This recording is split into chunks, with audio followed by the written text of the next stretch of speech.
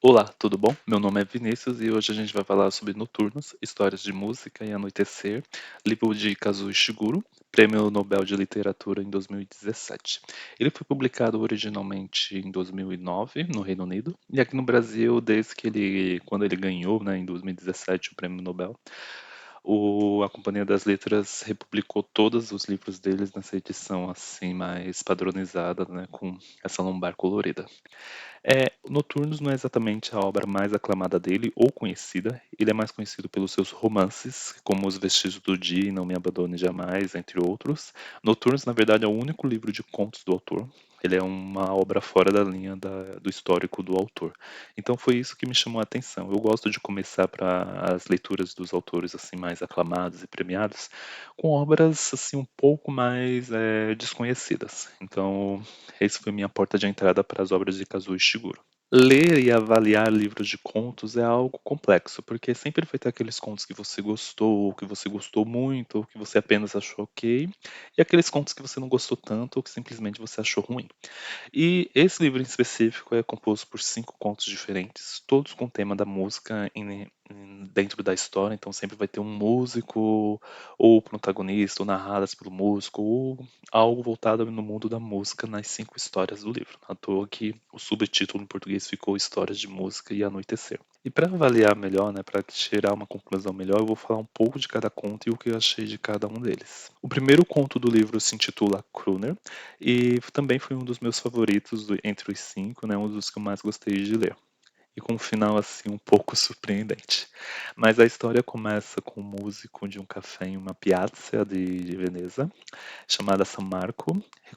Ele reconhece um cantor famoso no público dele, né, nos espectadores que estão lá na praça, que ele é um músico que toca lá naquelas bandas que ficam em praça assim, de públicas em Veneza. O nome do protagonista é Janek. Ele veio de um país comunista, não fala exatamente de qual país ele veio, só fala que ele veio do mundo comunista, que ele estava do outro lado da cortina de ferro. E também não é deixado claro no conto em qual período se passa a história. Tudo indica que é quando aconteceu a queda da União Soviética, então logo depois do Muro de Berlim, então provavelmente é lá no início dos anos 90, no meio dos anos 90. Porém, isso nunca é deixado claro da história. Então, John, nosso protagonista, um dos músicos que estão tocando lá na Piazza de São Marco, reconhece Tony Gardner, um cantor famoso, no meio da sua multidão, né, no meio do seu público.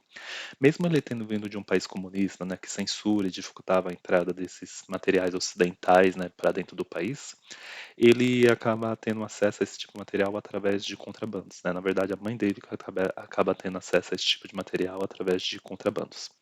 Então, a mãe do Jan é uma grande fã de Tony Gardner, né? Então, por assim dizer, ele passou a infância inteira escutando Tony Gardner porque a mãe dele era uma grande fã.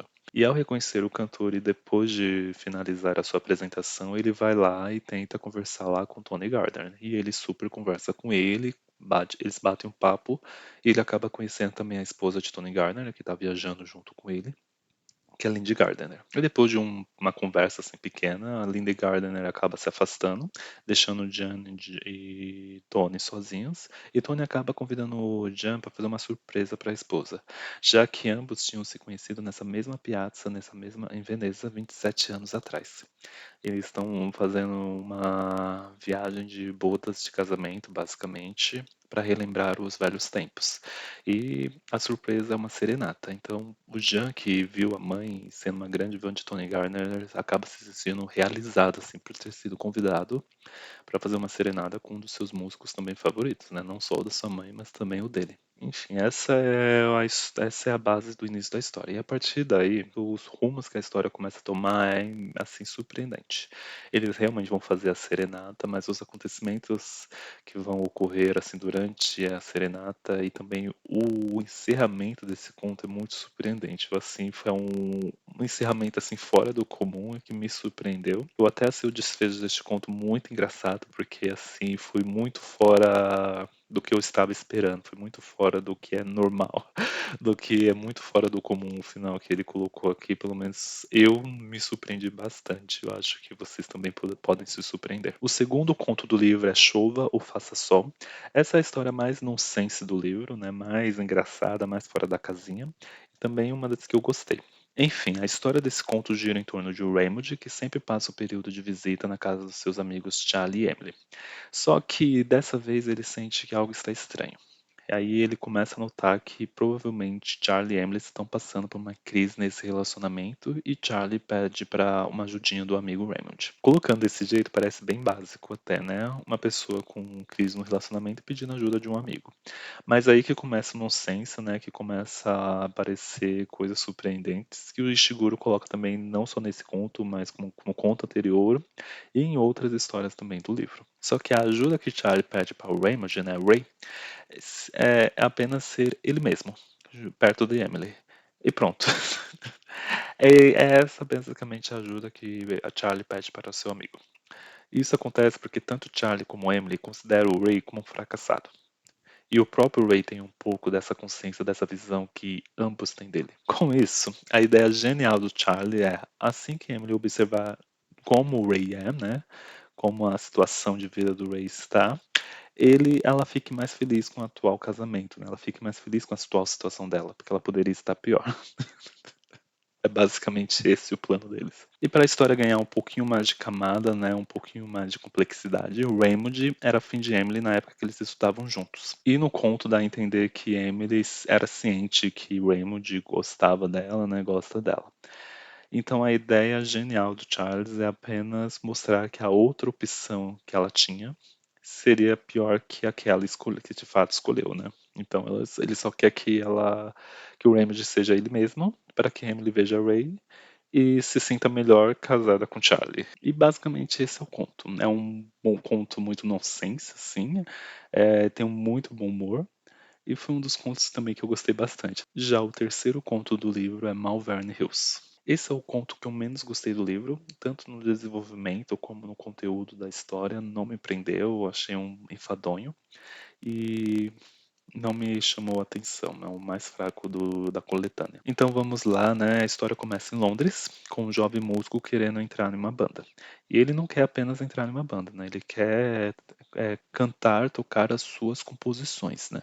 E ele corre atrás, né? Ele rala bastante, ele faz vários testes para tentar entrar em alguma banda, mas acaba sendo rejeitado em todos, justamente por esse desejo dele de escrever as próprias músicas, né? Por querer tocar as próprias composições, né?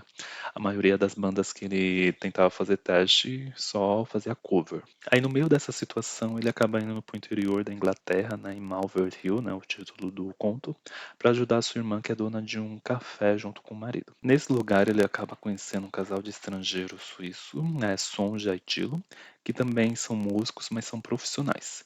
E também nesse café, né, nessa região do café, ele também encontra uma figura do passado, né, uma professora que cruza seu caminho, né, uma professora que ele não gostava. Enfim, esse conto assim, é o mais decepcionante do livro. É uma história enfadonha.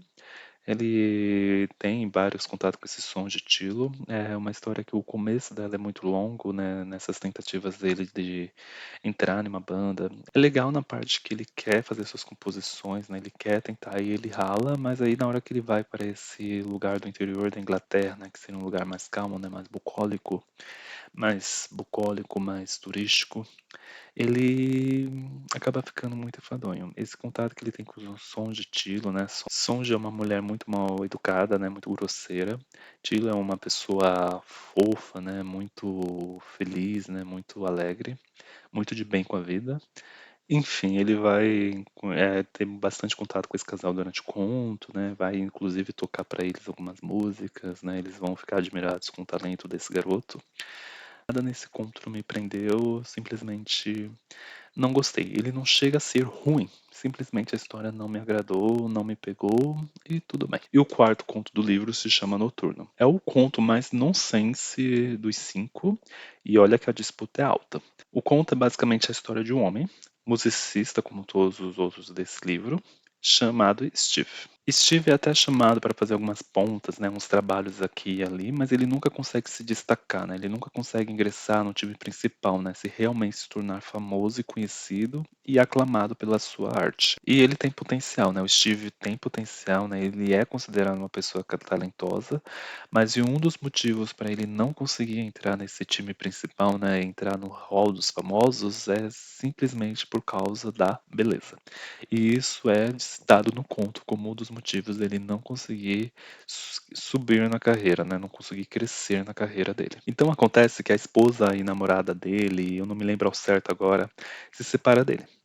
Mas ela se sente culpada por causa disso, porque eles já vivenciaram várias situações juntos, né, nessa busca pela fama e reconhecimento do talento dele. Então ela acaba convencendo o atual marido dela, né, o atual relacionamento, que é rico, a bancar uma cirurgia plástica no melhor cirurgião de Hollywood, não é qualquer cirurgião, né, no melhor de Hollywood, né, no Dr. Wade lá, de Beverly Hills, como prêmio de consolação, né, por perder a amada, né, por perder ela. Obviamente ele fica relutante a aceitar essa proposta, né, essa promoção, né, trocar uma mulher por uma cirurgia plástica, mas depois de um tempo ele é convencido a aceitar e topa fazer essa cirurgia. Então a gente chega na parte do hotel, que é basicamente onde os pacientes famosos, ricos que vão fazer essa cirurgia com esse doutor famoso ficam hospedados para ter todos os cuidados e confortos merecidos, né? Que é nesse hotel, né, nessas suítes que eles fazem seu pós-operatório, ficando de repouso, já que não podem se mover e nem falar muito no pós-cirurgia, né? Uma das vizinhas de quarto de Steve, na verdade, vizinhos de suíte, é a Lindy Gardner, que também apareceu é uma personagem que também apareceu no primeiro conto desse livro, se vocês se lembrarem. Enfim, os dois acabam se aproximando, ela acaba tendo contato com as músicas que ele toca e os dois acabam aprontando algumas coisas por esse hotel aí, que é bem divertido de acompanhar. O conto em si, a parte dessa premissa bem criativa, vamos dizer assim, né, bem inocente, que beira o absurdo, mas ele acaba te prendendo pelo menos no começo, né? Ele acaba te prendendo bem no início, mas o final do conto, o final da história, ele acaba perdendo um pouco o fôlego. E isso acaba ficando um pouco cansativo, porque ele é o maior conto do livro. Ele acaba um pouco mais fraco do que começou, mas ainda é uma boa pedida, né? Um conto ok. E o quinto conto do livro é Celistas. E não, não é um livro sobre um músico que trabalha no regime CLT, né? Um músico que faz escala 6 por 1. Esse conto em si eu ainda não tenho uma opinião formada sobre ele. Eu achei esse conto um pouco cansativo, né? O último conto do livro. Mas a história também não é muito interessante, mas também não é ruim. Então é um conto assim meio termo. A história é sobre um músico da Hungria, né? Outra história sobre um músico que veio do outro lado da cortina de ferro, né? Do mundo comunista, que se chama Tibor. Ele conhece uma americana chamada Heloise, que o admira assim no primeiro momento que vê ele tocando em uma praça. Mesmo Tibor sendo o protagonista da história, ele não é o que conta a história, né? Na verdade, o conto começa com um músico tocando em uma banda em uma piazza lá da Itália e esse músico reconhece o Tibor lá no meio da multidão, né, lá no meio da praça. Então o conto é narrado por esse musicista que relata o que o Tibor disse a ele anos atrás do que aconteceu. E o que aconteceu? Em resumo, Tibor chama a atenção de Heloise, que o convida para ele ir para o hotel onde ela está hospedada para conversar, para se apresentar com o seu violoncelo, né? Celistas é quem toca violoncelo. Mesmo relutante, o Tibor vai e acaba conhecendo cada vez mais um pouco sobre Heloise, a mesma que se considera uma virtuosa. Eu fui pesquisar o que uma virtuose é, que é uma artista que atingiu o altíssimo grau de conhecimento e domínio técnico na execução de sua arte. Tibor toca diferentes músicas para Heloise, que acaba tomando uma posição assim de orientação, de guia, dando toques e sugestões para que o Tibor melhorasse cada vez mais. No início ele fica completamente ofendidíssimo por causa dessas interrupções, né, e sugestões não solicitadas sobre como ele toca, mas assim que ele coloca em prática as dicas que ela dá, ele vê que realmente melhora, então ele passa a frequentar assim o hotel com ela para ter essas aulas e esses treinos junto com ela. Ao decorrer do tempo, ele acaba ficando curioso mais sobre Heloísa e acaba também conhecendo um pouco mais dela. E acaba também questionando esse estado de virtuose que ela mesma se dá, né? Ela se auto-intitula. É uma história mais leve, mais rápida, não muito profunda. Na verdade, nenhuma das histórias aqui apresentadas no livro são aprofundadas, né? São sempre mais superficiais, ou são mais leves, ou são nonsenses, ou são uma mistura dos dois, mas sempre algo assim por cima. Eles têm algumas críticas pontuais sobre a indústria do show business, mas não é nada muito aprofundado assim. Também, né, é um livro de contos, né? Não dá para exigir uma extensão maior ou aprofundamento maior também. Agora que eu acabei já o livro, eu acho que foi uma decisão ruim começar a ler Kazuo Ishiguro através desse livro aqui bem desconhecido. Não foi nem um romance que eu comecei a ler, né? Eu comecei a ler um livro de contos que ele não tem costume de lançar livros de contos, né? Ele só lança romances. E também, né, ao pesquisar sobre esse livro, eu só tinha ciência que ele não era um aclamado, né? Ele tinha críticas mais mistas, ele não era assim um consenso. Como eu falei, esse é o único livro de conto publicado pelo Kazuo Ishiguro, então não dá para eu definir o resto das obras deles através desse livro, porque esse livro em si já é incomum no meio das obras dele.